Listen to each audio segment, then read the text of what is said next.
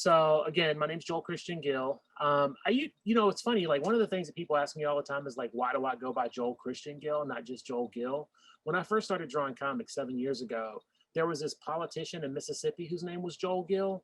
And so you type in Joel Gill looking for my books, and this like white dude from like the deep South would show up. And I'm from the South, but so it's not that far off. But like I'm definitely not like I'm, like a 70-year-old white guy. So I started using Joel Christian Gill, but since then, I have overtaken him in fame. So at least there's that. Again, that's Joel Christian Gill. And so one of the things that started me off on this process was this teacher I had when I was in elementary school. Her name was Mrs. Norton. And Mrs. Norton was so in college, I had to write this paper where I had to rearrange the gates of hell. By Dante's Inferno. If you've read Dante's Inferno, there's like a circle and there's like all these different gates of like levels of hell, right? And so when I rearranged it, and we had to write the paper and rearrange who was going to be guarding the gates of hell. And at the entrance to the gates of hell was like a series of ex-girlfriends. But at the inner circle of hell, Miss Norton was guarding the inner circle of hell, which is where I think she is right now. But that's beside the point. But she was terrible. She was mean. And I just come to find out, I grew up in the South, and I grew up and so in Virginia, the schools weren't segregated until the mid 1970s. So when I went to school in 1980, my first time in school, most of my teachers had probably not had much experience teaching Black and brown kids. So Mrs. Norton,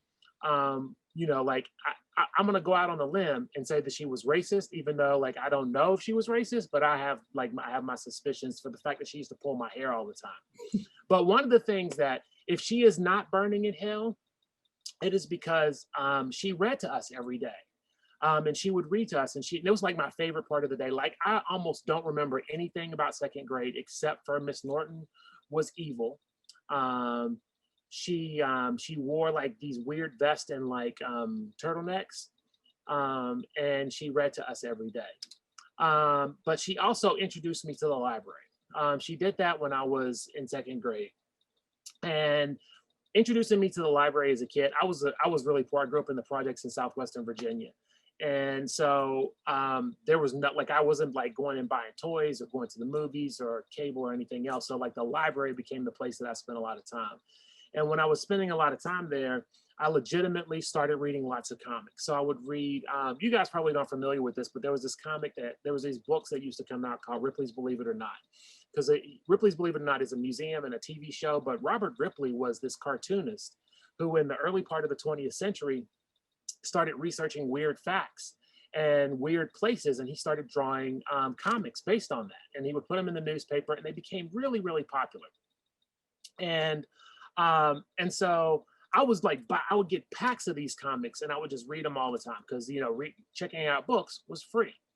I would spend all my time reading comics, and then eventually I started drawing comics. So I'm going to skip ahead a lot. Like there's a whole lot of stuff in between, but y'all don't need to hear my life story. So I decided to go to college, and I wanted to draw comics when I went to college, but they didn't have any illustration programs or anything. So I took a graphic design program. And as part of my graphic design program, I had to take painting, and I fell in love with painting at that point. And then I fell in love with painting, and I got my BFA in painting, my BA in painting, and then my MFA in painting.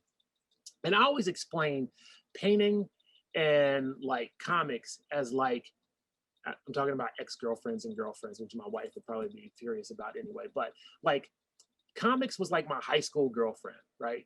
Like we spent all of our time together. We went to prom together. We did everything, right? We were always at the mall together, me and my high school girlfriend. And then I went to college, and then I fell in love with painting. And so then I spent the next 10 years painting. And so me and painting got together. We got married. We had a couple of kids. But then I sort of saw comics at like the mall or like at some place and just left painting behind and just got back with comics, and we've been happily together ever since. And that's pretty much how it happened, because I started doing these paintings, and a friend of mine told me, he was like, your paintings are trying to tell stories and they're failing. And I was like, well, I originally wanted to draw comics. So I went back to the idea of how you use comics to tell stories. So I started thinking about stories. And when I started that, I started thinking about telling my own story because I grew up poor in Southwestern Virginia. My father died when I was 5.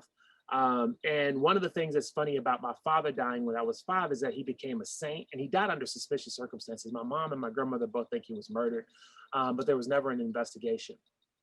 But he died under really suspicious circumstances. But once he died, he became a saint.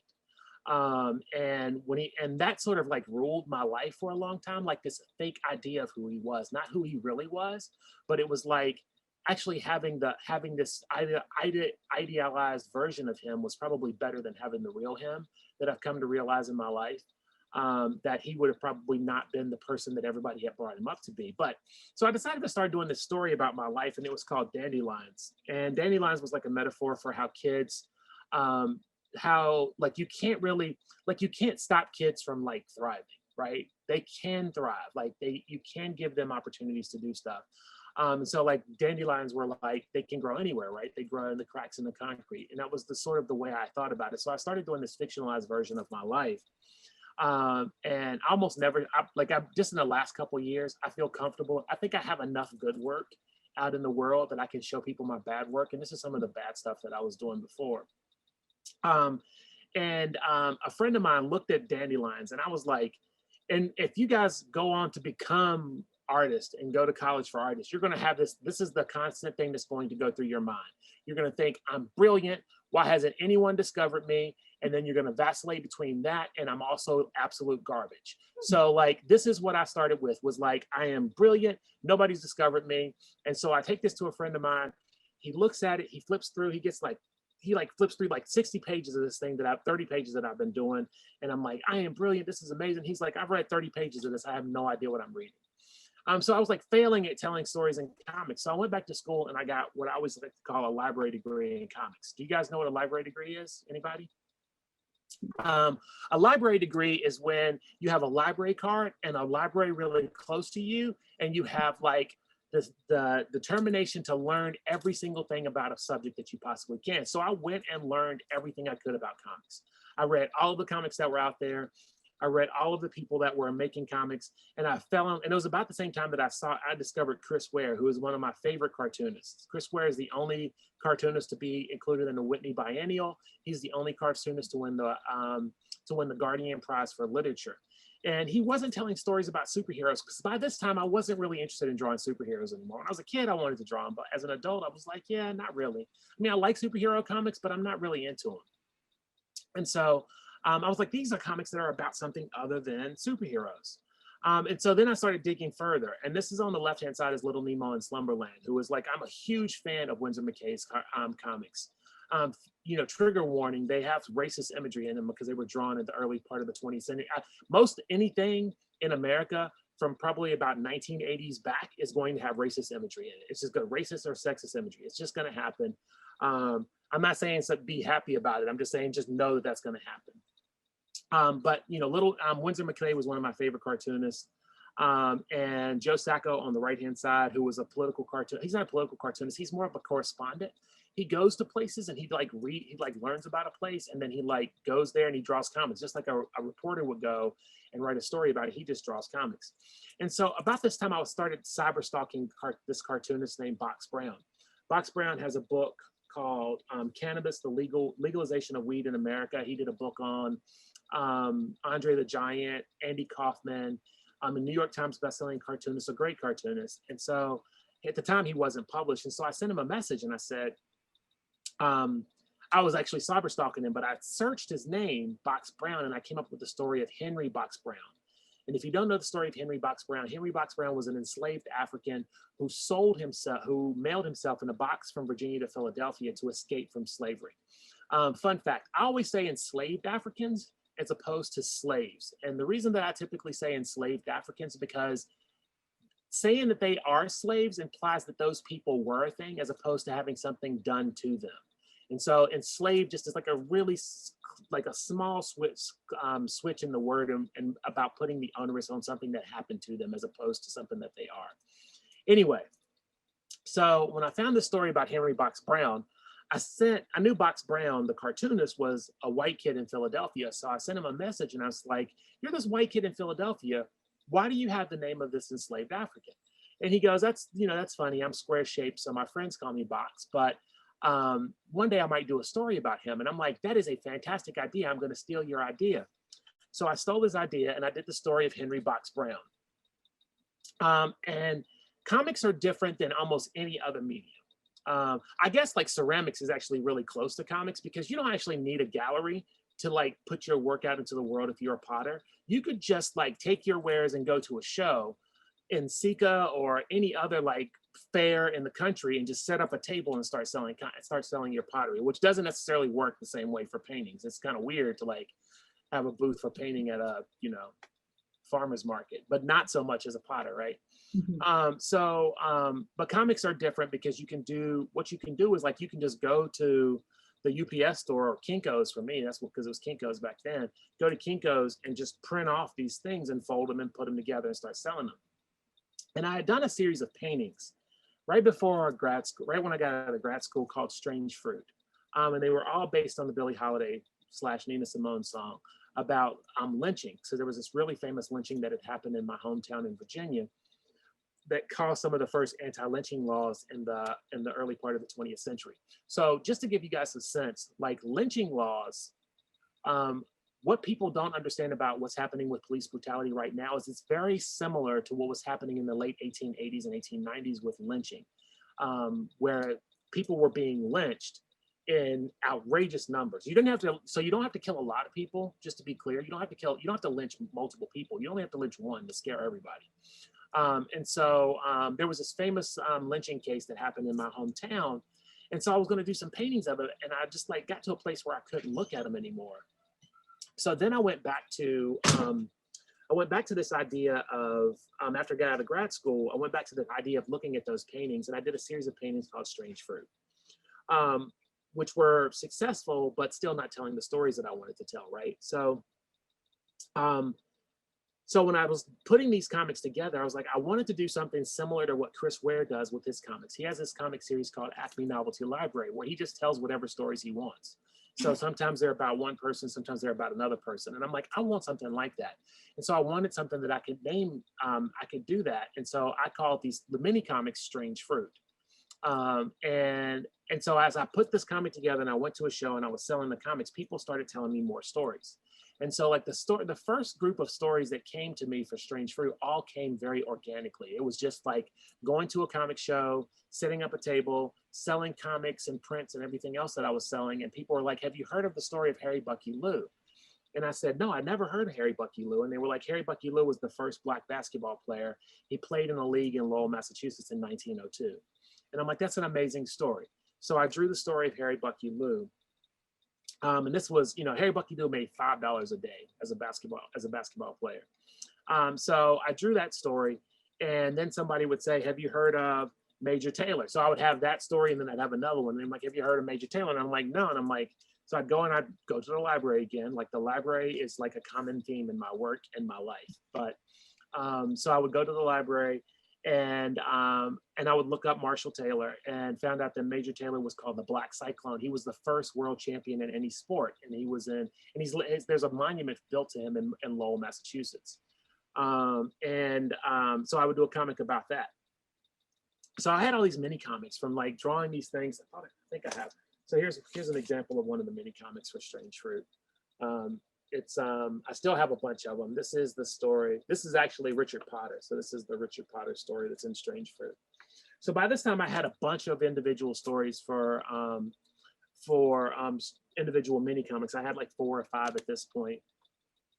And a publisher approached me and was like, would you be interested in, like, we would like to publish these? And I'm like, so I'm like making this. I've already made most of this stuff, right?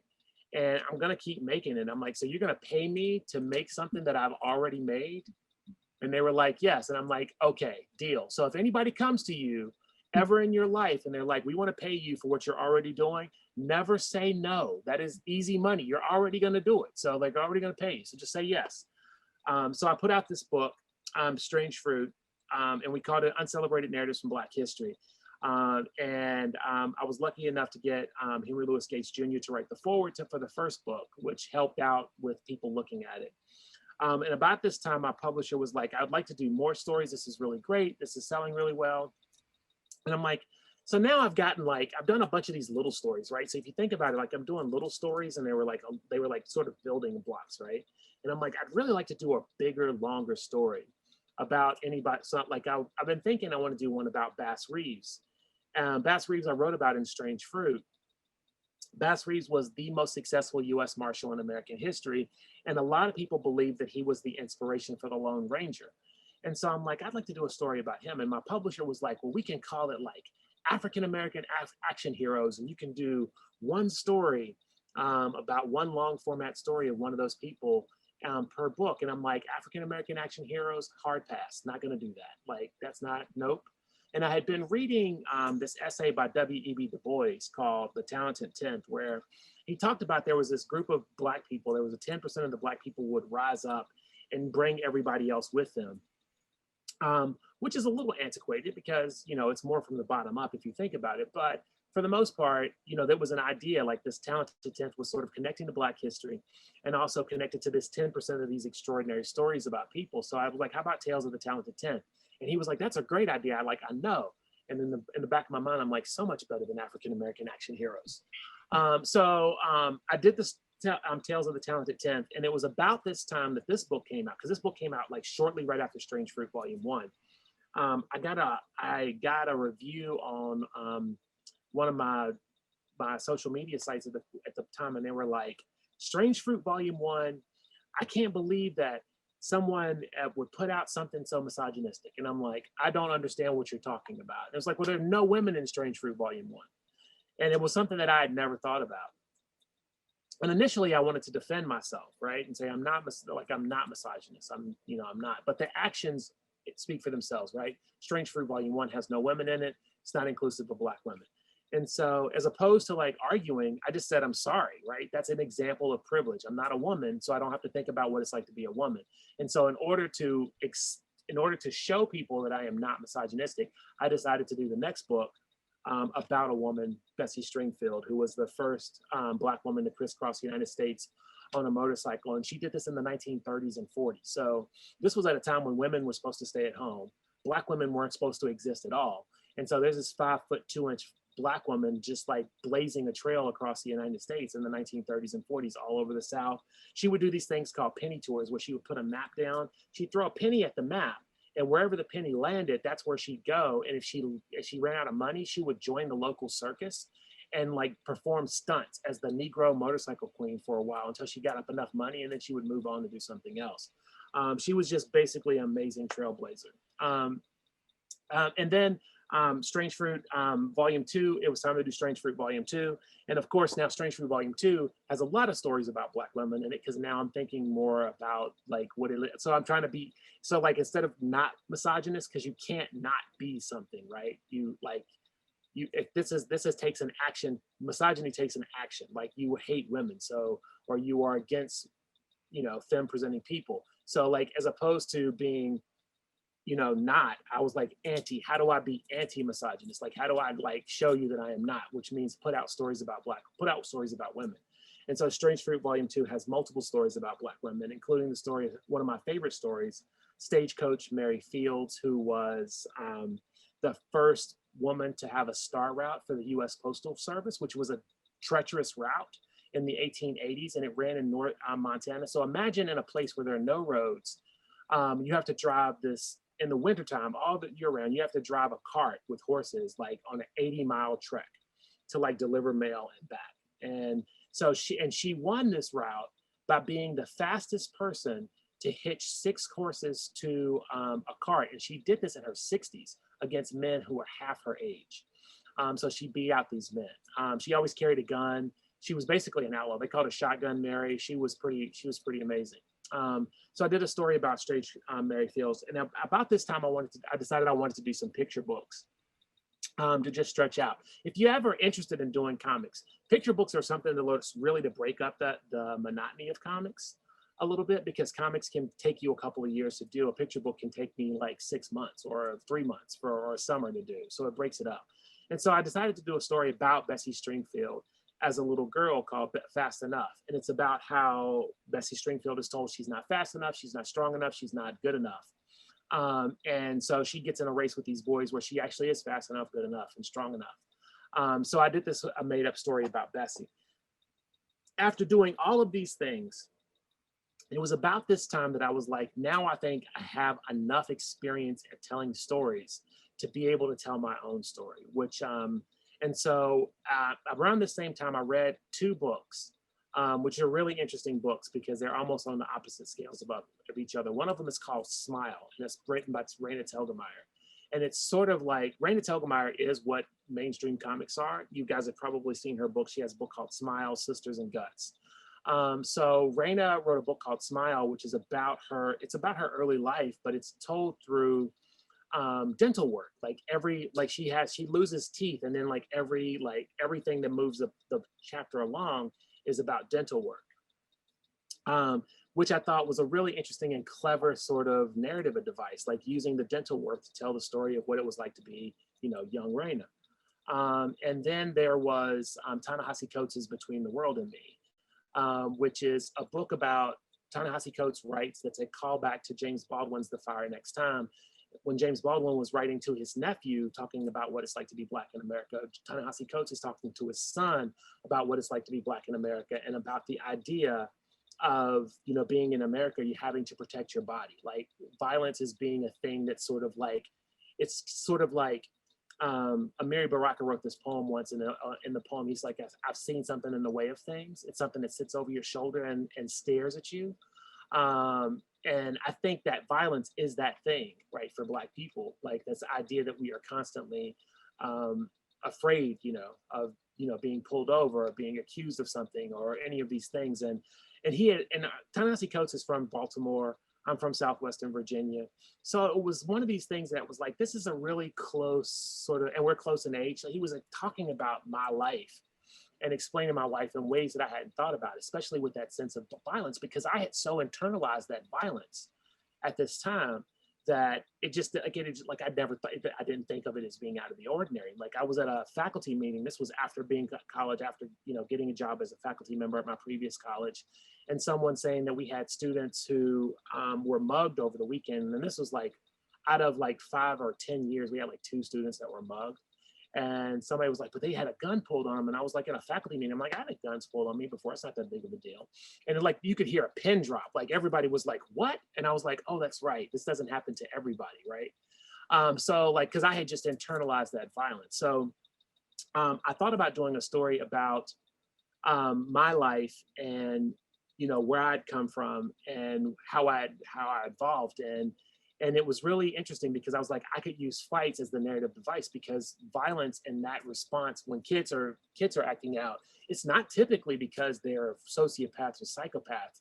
It's because something went down the morning of, and they're just responding to it the only way that they know how. And so for me, that was, trauma, domestic violence, sexual abuse, just physical abuse, emotional abuse that I dealt with as a kid. And it sort of, manifested as fights. So I did Fights, One Boy's Triumph Over Violence, which I'm proud to say was on the New York Times best graphic novels of 2020 list. So that I'm really excited about it, and hoping to hear that I've won some awards this week. So that'll be my come to full circle about this event. But I want to say a couple more things about actually. And so like, I'm going to talk about 2 more things. So like next month, I have another book that's coming out, another in the Tales of the Talented 10th series. And it's about Robert Smalls, who was another enslaved African who stole a Confederate warship and sailed it through the Union waters by learning the captain's gait and the way he walked and the way he moved, and pretended to be the captain and sailed it. He basically stole a ship and 13 people and sailed it to the Union. Then he became a senator. He was he wrote one of the first laws in America to make compulsory education free in America. He wrote one of the first laws to do that. Also, like you guys have probably heard, Oprah bought the plantation that her family was enslaved on. And so that's like a big deal. But Robert Smalls does this like 10 years after he had been enslaved at the plantation. So he goes back and buys the plantation house. And then he lets his former captor, like the guy who was rumored to be his father at the same time, but let him live on the plantation with them, which is like amazing. So that book will be out next month.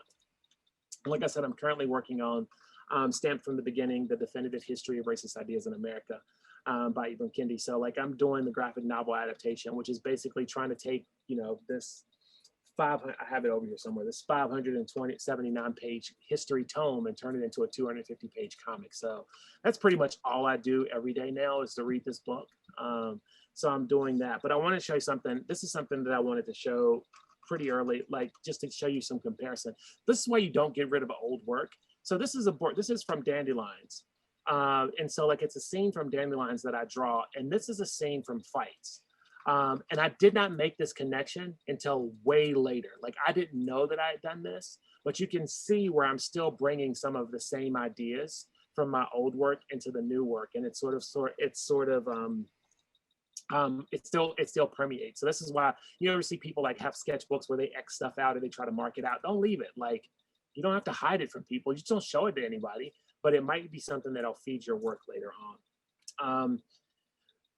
Two more, I think I got three more slides. This is where I work. So like this top computer right here is where I'm seeing you guys right now. This is my Cintiq. So I work digitally, 100% digitally after being analog, and I also have an iPad over here.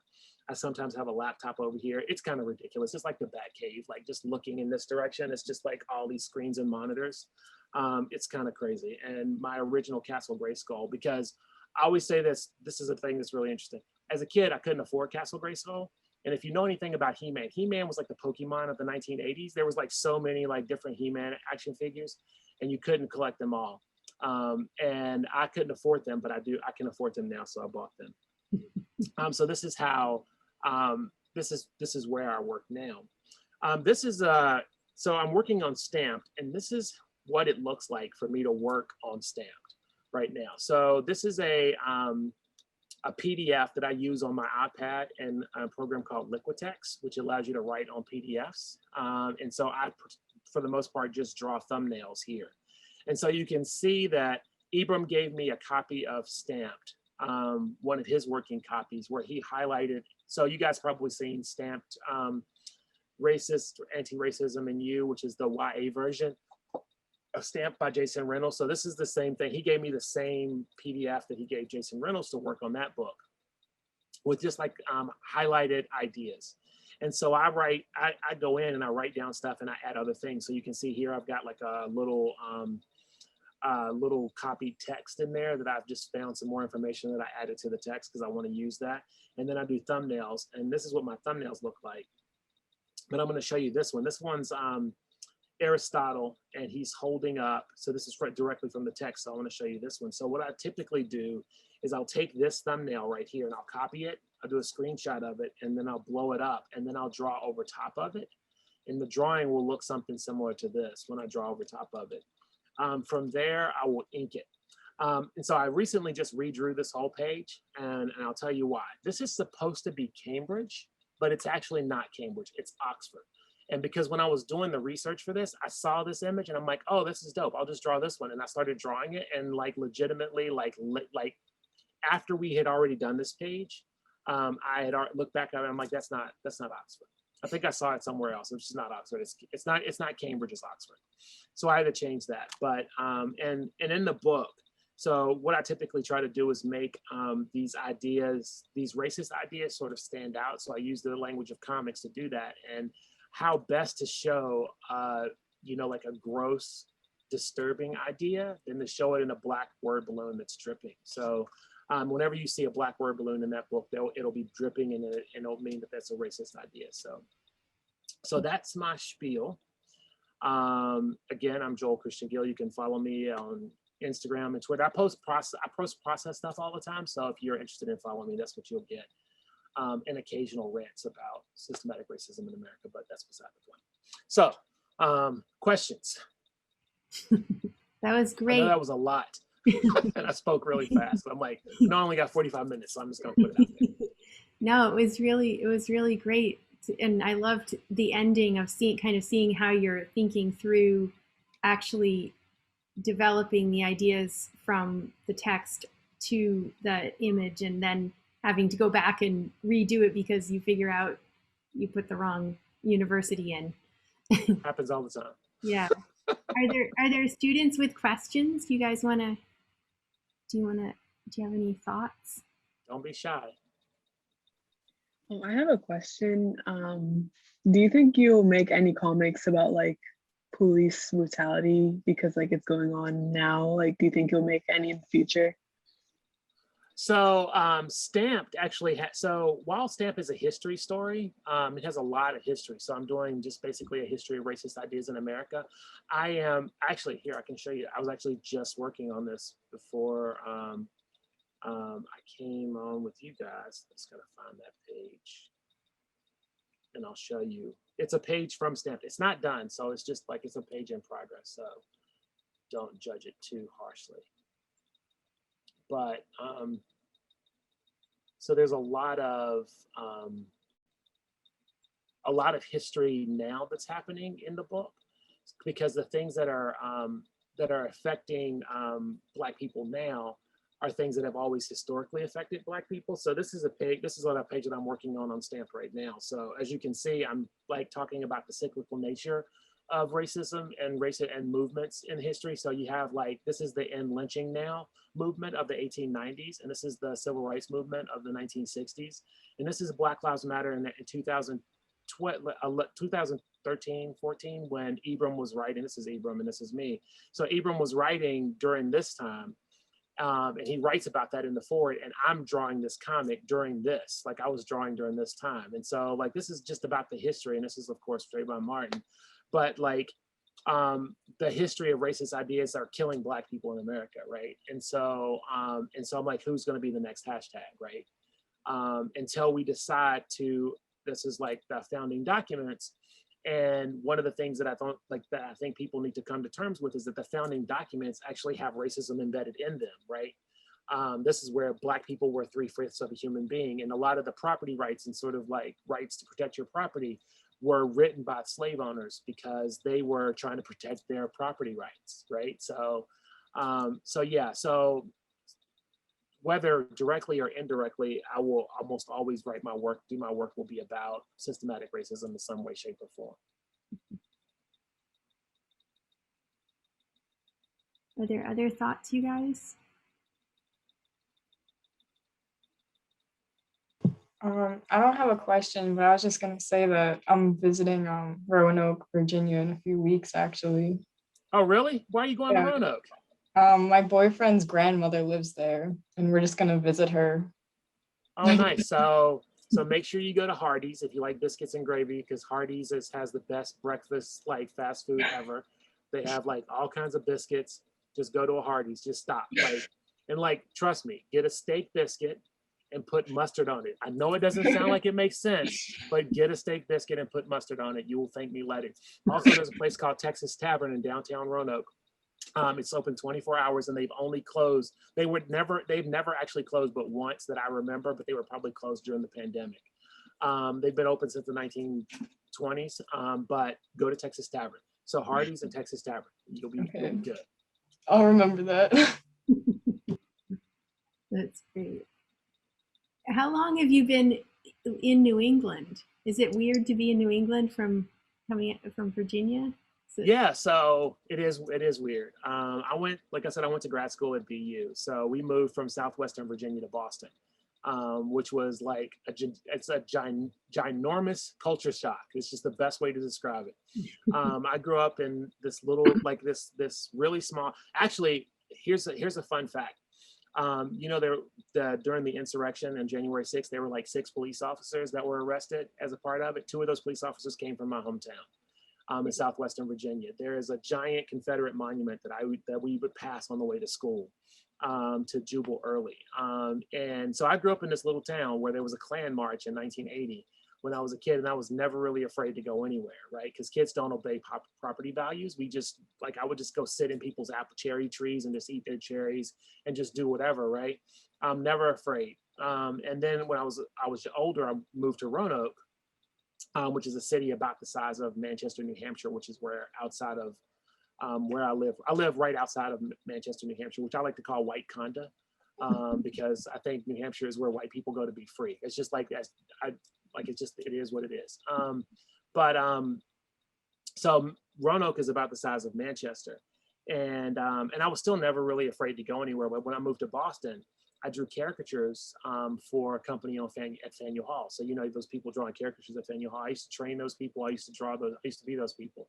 And as I was drawing there, I met another Black person, and he was like, all right, so you don't know anything about Boston. So stay out of this neighborhood, stay out of this neighborhood. Don't go here, don't go there. I started to understand, like, I didn't see a lot of Black people. I was used to being around like way more Black people than there are in New England, right? And so that was definitely a culture shock. And so so here's the funny thing. The Boston Globe, a couple of probably like a month ago, reached out to me, and they were like, we want you to be like a regular cartoonist, do some comics for us, and like submit some stuff, some ideas. And I was just like, ain't nobody got time for that. I got books to write and classes to teach. I don't really have time for that. And like I 100% ignored them for a minute, and they just kept emailing. And I was like, okay. Finally, I got back to them, and they were like, and I talked to their art, their editor, and she was like, yeah, we should just, you know, whatever, I'm open to whatever you want to pitch. And I'm like, I don't really want to pitch anything. Like, it's not a thing I want to do. And so we were talking, and she was like, and I told her the story about coming from Southwestern Virginia, coming to Boston, and how it's like, you know, when you cross the Mason-Dixon line, I don't think you understand, but you also have racism above the Mason-Dixon line as well as below. And she was like, oh, you should do that. And I was like, all right. So I did this comic about me and my wife and kids. Because I had four kids. My youngest is 19, but he was a baby when we moved to Boston. And so we were moving. So we were going from Southwestern Virginia to Boston with our, you know, my 3 daughters and my son. And like, I discovered racism. So the last panel is like racism above the Mason-Dixon line, right? And so I sent it to them, and they were like, can you make it more hopeful? And I was like, nope. Can't do it, because that's not what it was, right? It was not hopeful. It was very much pessimistic. So yeah, like that was like, I drew that comic about the culture shock of moving to New England, and they were like, can you just calm it down a little bit? And I'm like, no. So I did another comic which is about Black history, but I did it in the style of Ripley's Believe It or Not, which is it's called Joel Christian Gill's 28 Days Are Not Enough. There'll be another one at the end of the month, but there was one online. I did one already, and so I've been submitting them like sporadically, because I really don't have time for it. But if I don't, they'll email me, and then like I'll feel bad for not responding, and so it's just spiraling. They've trained you well. They have trained me well, and they don't pay very well either. So yeah, it's like, I mean, I do comics for the New Yorker too, and I did a series. I've been doing a series for them called Blank My Students Say, which is just like random stuff that happens in a classroom that is just funny, like it's racist or like whatever, like it's just stuff that students say in a classroom. And I've been doing that. That's more fun because it's just like something that I would do anyway. And the 28 Days Are Not Enough is a little bit more, and and the New Yorker has a lot more rules than the Boston Globe, so, and they pay almost exactly the same. It's crazy. I was curious actually about your kind of how you think about, because you seem to draw in different ways in different contexts, and how that figures into the development of the idea, I guess, if that makes sense. Like the style of the drawing. You were saying that that series is based on the Ripley's Believe It or Not, but are there other, like, is that sort of something you have to kind of feel your way towards, or do you kind of think of it immediately as soon as you have the idea, like how you want to approach? No, I mean, I had this idea for a while. I had done some similar comics for in the style of Ripley's Believe It or Not for so you guys have probably heard of The Root, which is an online like Black sort of like online magazine, right? It's the best way to describe it. So NBC wanted to do something similar. I did I did comics for them, which was called same thing. It was 28 Days Are Not Enough. But I don't think I was like I was a better artist at the time. And so I'll show you these. I can find that file that I put them on. Let me see. I'll show you those 28 Days Are Not Enough comics. But I don't typically think about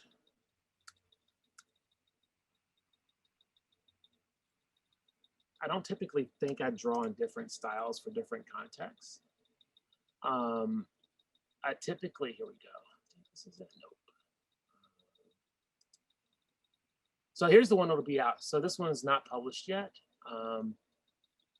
So you guys should see Mamie Peanut Johnson, right? Do you see that?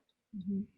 Yeah. So this is the style. Like I typically draw the same. Like I think I draw in the same style, which is like just cartooning. It's just cartooning is like a simplified version of. It's a simplified way to do really complicated ideas, right? So this is a simplified version of Mamie's face when she was, older. And she was one of the few. She was one of 3 women who played professional baseball in the Negro Leagues with men. So she was a pitcher, and so I drew this story about her. 28 Days Are Not Enough, and so like this is me being really like I don't know if like sneaky. I've only submitted stories about these 28 Days Are Not Enough about women. And I want to see how long it'll be before they ask me if I'm going to draw about men. I just want to see if somebody will ask me, because I'm just going to draw, because there's so many Black women that I could do stories about. The first one was about Sarah Rector. Let me see if I can pull up that Sarah Rector one. So this one isn't lettered, but this is the Sarah Rector one. So like I draw this, like I feel like I draw in a similar style. Now, I think what you're responding to is this here. Let me see if I can stop sharing and then share again. Like the naturalism or the realism in which I'm drawing these characters. And that was more about, I wanted to make those, I didn't want to make them cartoon people. I wanted to make them real people. I wanted to show that this was a real thing, because I'm drawing other people along the way. Let's see. Are you seeing Sarah Rector again? No. No. We're still seeing this. I don't know why this thing, I have to stop sharing and like.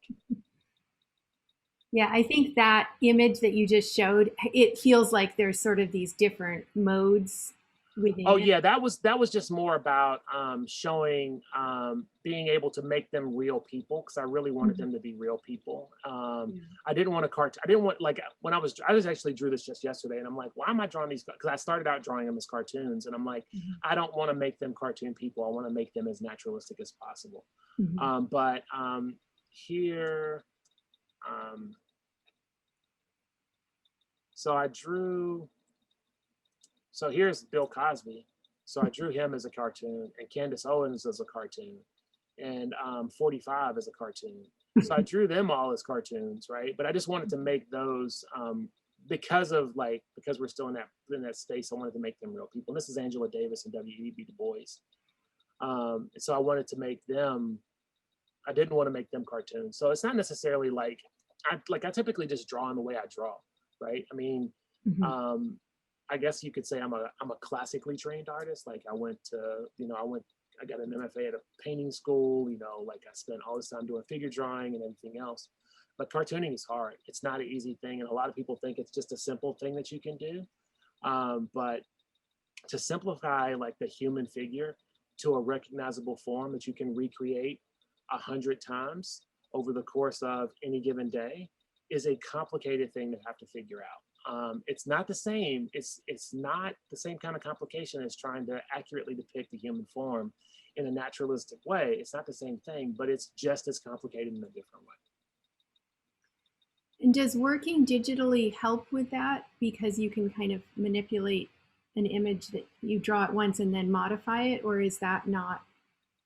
No, I mean, drawing. So while drawing digitally makes things easier in some respects, if you can't draw, you're not going to be able to draw digitally either, right? It's still about representation of form. Like when I'm sitting at this, this table and I'm drawing like this, there's no button I can click to make things magically happen, right? There's like, I still have to understand how line, shape, value, texture, balance, economy, dominance, proportion, movement, all those formal elements and principles of organization still work. So I have to do that. But there, I mean, it's, you know, it's not unlike, parts of this are not unlike what cartoonists have been doing for years, which is like using tracing paper to trace over things so that you don't have to draw it over and over again, using photographic references, all of those same things. It's just like now everything is like a click away, right? As opposed to having to go in that file cabinet over there and find that image of the woman that's leaning over in the right position. I can just go to Google Images and type up an image and then put it in there. So it's like it's that kind of easier. But you know, like if you're being very, if you are, what's the word I'm looking for? If you are innovative and ambitious in your creativity, you're going to make it harder for yourself anyway. You're going to do things that are going to make it harder for yourself. You're going to try and, you know, create ways in which to think about it. It's going to be really complicated.